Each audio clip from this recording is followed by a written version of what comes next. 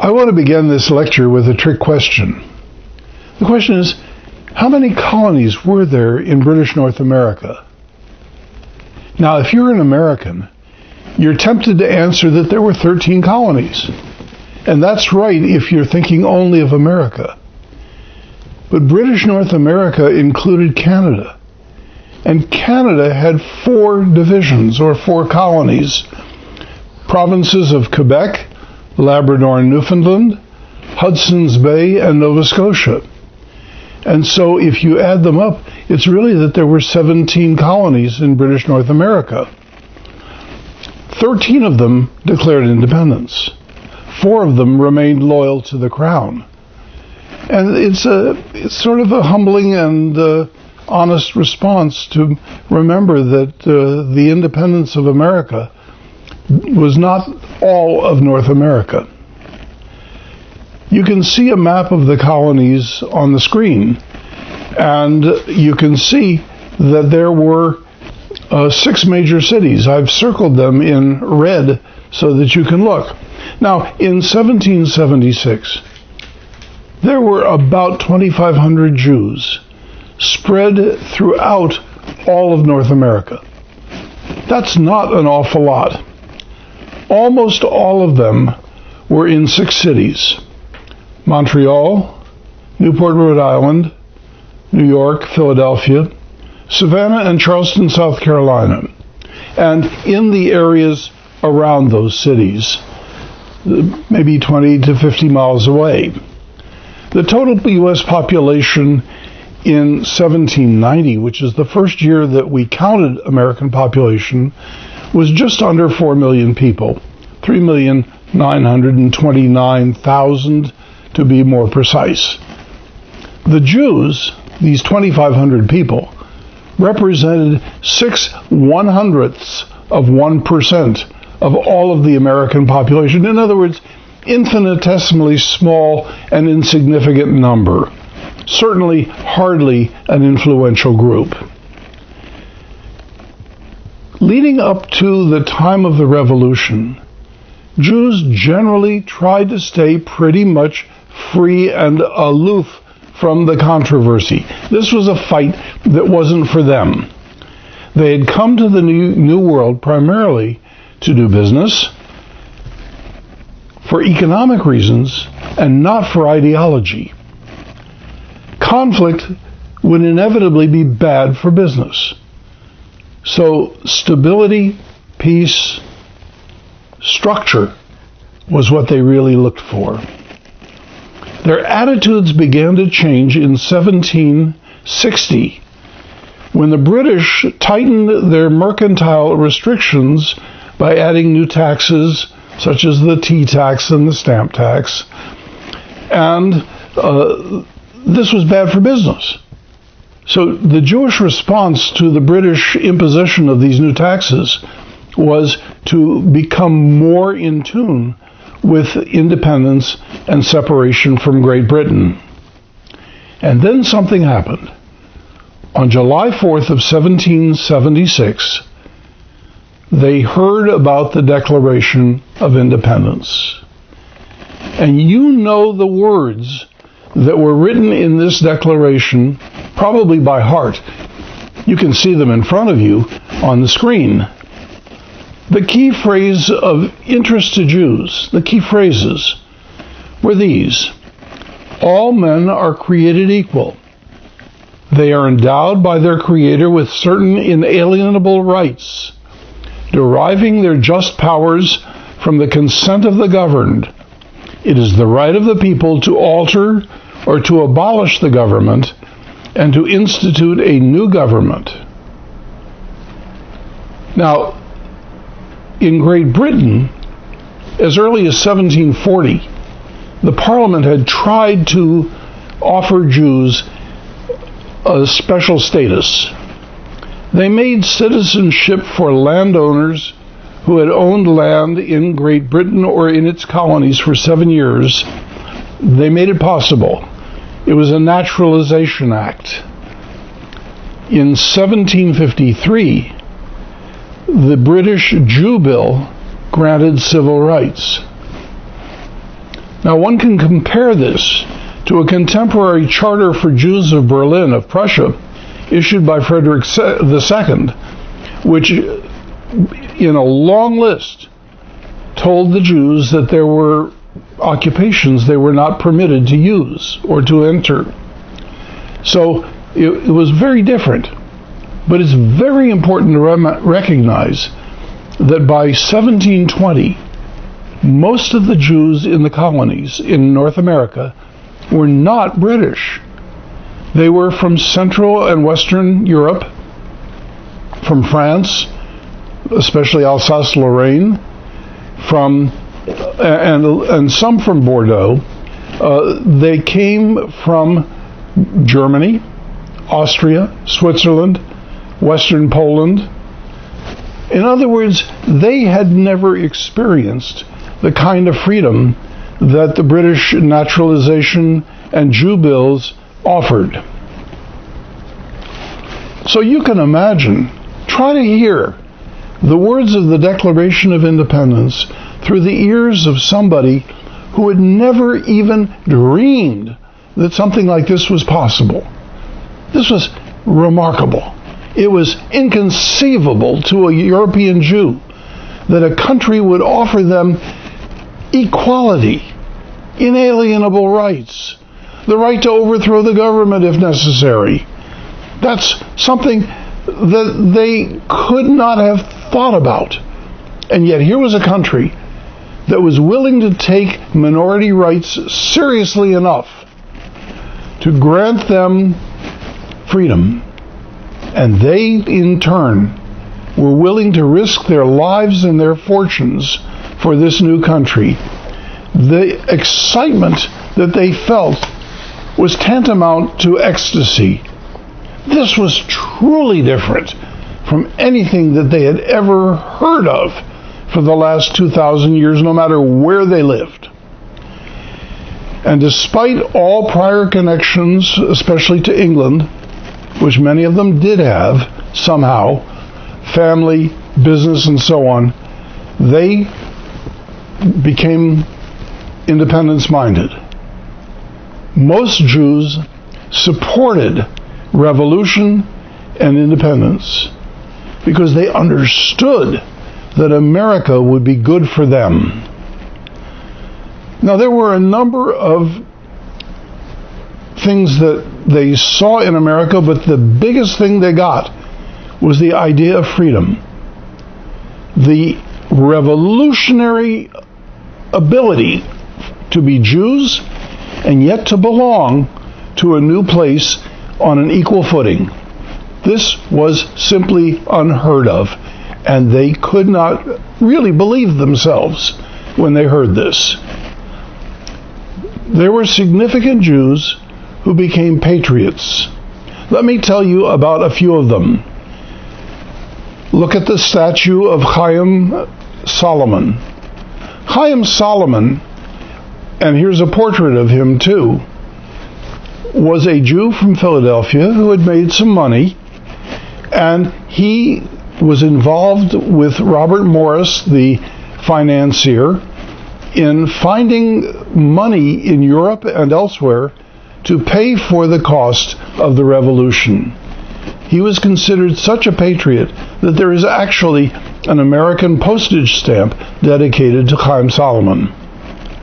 Or consider Francis Salvador of South Carolina. He was a planter and a slaveholder. He had come to Charleston, South Carolina.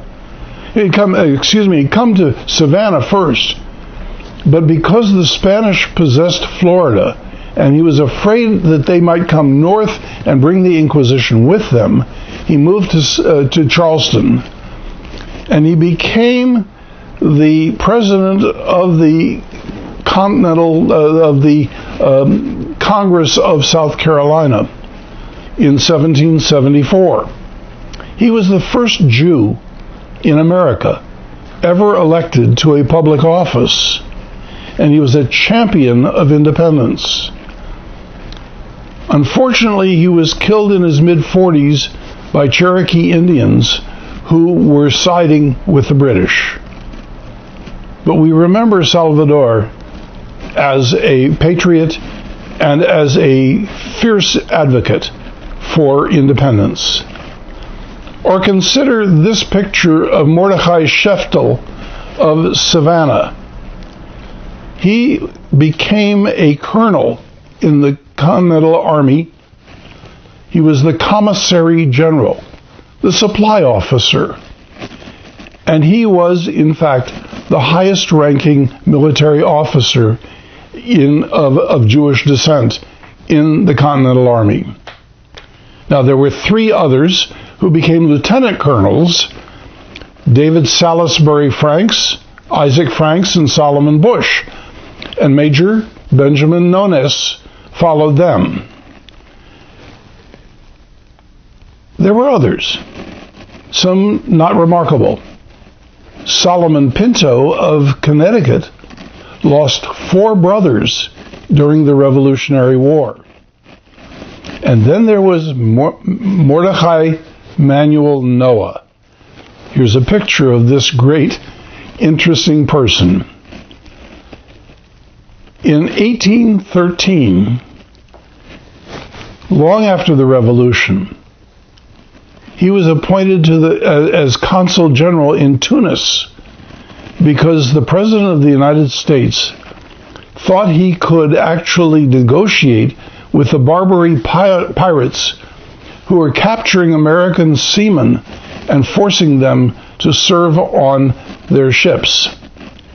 The Secretary of State at that time was James Monroe, and he thought that because Noah was a Jew who had fought in the Revolution, who had been significant in many ways, they thought that because he was a Jew, it hampered his ability to do the work. And so in 1815, he was removed from his office.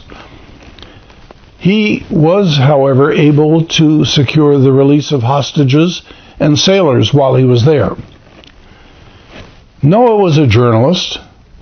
He was a playwright, not a very good one. His plays are not memorable. And he was a politician in the Tammany Group in New York City. He's often remembered more, however, for his proto-Zionist efforts to establish a Jewish homeland, not in Palestine, but in the Niagara River outside of Buffalo, on an island called Grand Island. And he called it Ararat, after the place where supposedly the original Noah landed with his ark. In 1825, he established this colony. It did not, however, prosper. And so it fell apart, but we date American interest in a promised land from Noah's efforts to establish this colony. Of course, there were Jews in North America who did not favor independence. Probably around 20%, 25%, something like that. We don't know for sure. And most of them went back to England or Canada. Those who remained loyal to the crown.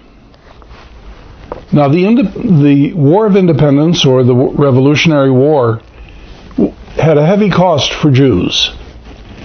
In New York City, when the British occupied the city, they took the Torah from Shereth Israel congregation and were about to burn it when it was retaken by patriots. Shreds of the burned Torah are in evidence in the display cases at the congregation even today. But the congregation had to move, first to Philadelphia and then to Connecticut. But you can see the remains of this Torah scroll. Trade, of course, suffered for Jews. The British blockade was not good. It wasn't good for anybody in the colonies. But Jews who were prospering because of trade especially found it very difficult. In Newport, Rhode Island, Jacob Rodriguez Rivera and Aaron Lopez had to close their business, the United Spermaceti Candle Company, and the whaling operation that they ran, because the entire Narragansett Bay was blockaded by the British. After the war, the center of Jewish interest shifted from Philadelphia and Newport to New York City. And New York has remained, of course, the largest Jewish community in the country ever since.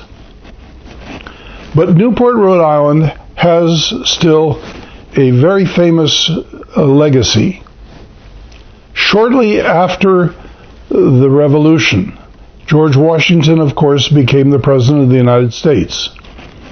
And in August of 1790, Moses Seixas, the president of the Newport Hebrew congregation, sent him a letter of congratulations.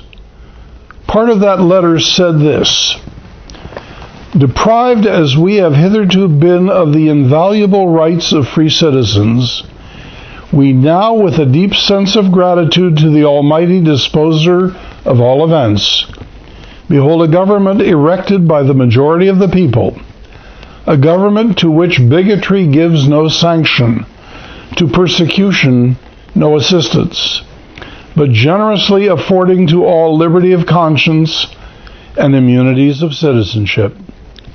For all the blessings of civil and religious liberty which we enjoy under an equal and benign administration, we desire to send up our thanks."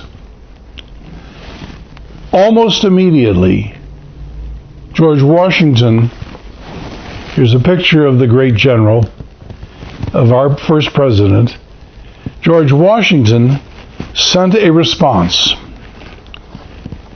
He said this: "All possess alike liberty of conscience and immunities of citizenship. It is now no more that tolerance is spoken of, as if it was by the indulgence of one class of people that another enjoyed the exercise of their inherent natural rights." And then he quotes the letter from Newport. "For happily the government of the United States, which gives to bigotry no sanction, to persecution no assistance, requires only that they who live under its protection should demean themselves as good citizens. May the children of the stock of Abraham, who dwell in this land, continue to merit and enjoy the goodwill of the other inhabitants, while everyone shall sit under his own vine and under his fig tree, and none shall make them afraid." A very nice quote from Isaiah 36. Well, if you were a contemporary American Jew in 1790, and you heard these words from the president of the country, this was an absolutely unique experience. America would indeed be their promised land. Or, as someone later said, thinking about the role of America in Jewish life, America is our Zion.